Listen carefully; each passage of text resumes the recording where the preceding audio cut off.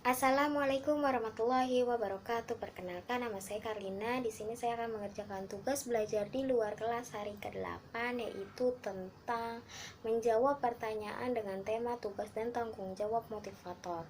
Di sini ada 3 tema pertanyaan. Tema yang pertama adalah mengenai target di kelas Bimba A I U E O. Pertanyaannya adalah yang pertama, apa target suasana dan kegiatan di kelas Bimba A I U E O yang harus dicapai oleh motivator? Target suasananya yang harus dicapai motivator adalah suasana yang menyenangkan, belajar yang menyenangkan atau fun learning, terutama bagi si anak. Anak harus merasa senang, harus merasa gembira dalam melakukan kegiatannya, begitu juga dengan motivatornya. Jadi suasana yang harus dicapai motivator adalah suasana yang menyenangkan.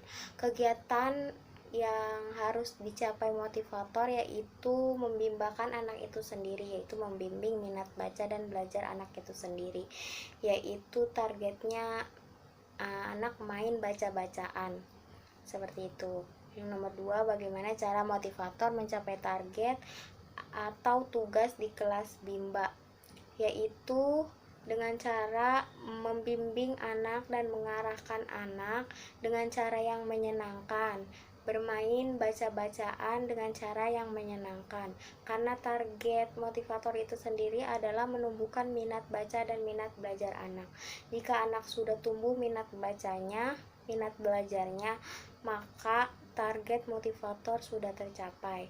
Apa kemampuan yang dibutuhkan oleh motivator atau tugas di luar kelas Bimba?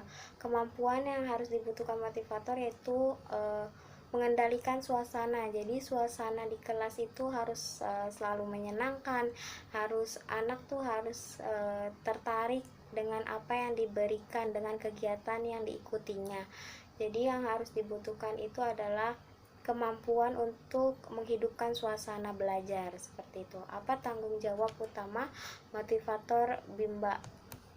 Tanggung jawabnya yaitu menjadikan suasana kelas selalu menyenangkan, fun learning, small step system, dan individual system serta variation scale. Yang kedua, menjadikan suasana kelas aman untuk proses bermain sambil belajar, menjadikan suasana di kelas nyaman untuk proses bermain dan belajar aman dan nyaman, ya. Terus yang keempat, memotivasi dan memfasilitasi murid dalam melakukan kegiatan yang berhubungan dengan minat belajar, menciptakan kegiatan di kelas sesuai dengan tahapan perkembangan murid. Yang keenam, mengevaluasi minat belajar anak agar meningkat dari sebelumnya.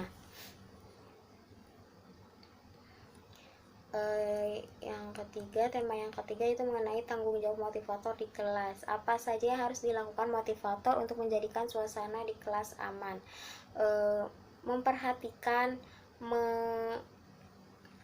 mengawasi, datang lebih awal, kemudian melihat apakah keadaan kelas sudah aman, sudah bersih, sudah nyaman, sudah tidak ada lagi yang membahayakan bagi siswa. Maka seorang motivator harus memperhatikan keadaan kelas, seperti itu. Apa saja yang termasuk kekerasan fisik yang tidak boleh dilakukan selama berada di Bimba? Kekerasan fisik yang tidak boleh dilakukan seperti memukul, mencubit, segala kekerasan fisik tidak boleh dilakukan di Bimba. Apa saja yang termasuk dalam kekerasan psikis yang tidak boleh dilakukan selama berada di Bimba? Kekerasan fisikisnya seperti memaksa anak bermain baca-bacaan padahal anak tidak mau, seperti itu.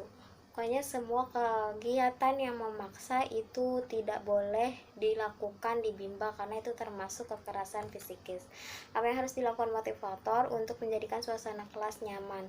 Yang harus dilakukan motivator agar menjadikan suasana kelas nyaman itu adalah membangun suasana kelas yang menyenangkan atau fun learning, agar anak tertarik dan tumbuh minat baca dan belajarnya. Apa saja yang harus dilakukan motivator dalam mengasihi murid? Yang harus dilakukan motivator dalam mengasihi murid yaitu selalu memperhatikan murid, selalu memberi perhatian kepada murid dan mencari tahu apa itu kesukaannya, kesenangannya, karakternya seperti apa. Yang keenam, apa saja harus dilakukan motivator dalam menyayangi murid.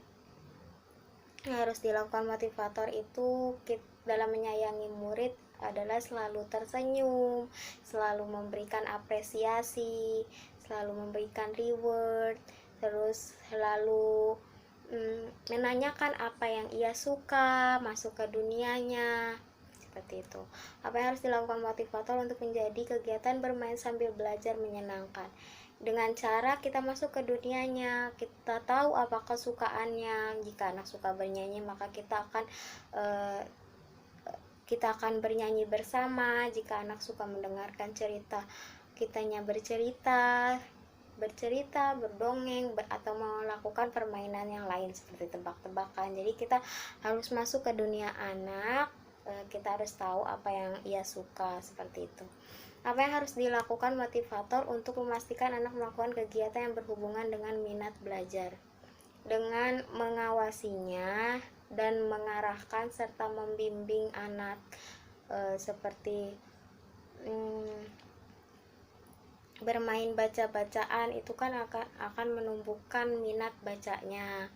Terus misalkan ia sukanya mewarnai, dan di mewarnai itu kan objek dari yang diwarnain itu kan ada namanya. Jadi kita bisa sambil coba kakak di verbal, apa itu yang diwarnain ya, seperti itu. Misalkan Cherry Bu Guru, Cherry gimana ya manggilnya ya kakak? Cherry, Cherry, Cherry, Cherry, Cherry, Cherry, seperti itu.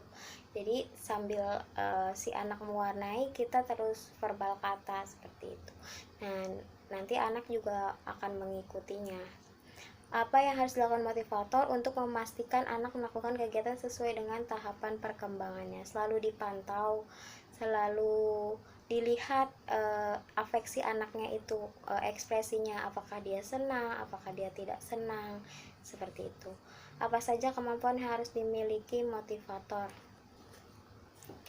Kemampuan yang harus dimiliki yaitu mempunyai rasa sayang, sabar, dapat mengendalikan emosi diri, terus mampu menghidupkan suasana kelas menjadi menyenangkan, mampu memahami siswa, mampu menerapkan metode Bimba dan menerapkan kurikulum Bimba, mampu mengafeksi murid, melihat ekspresinya, senang atau tidak, seperti itu.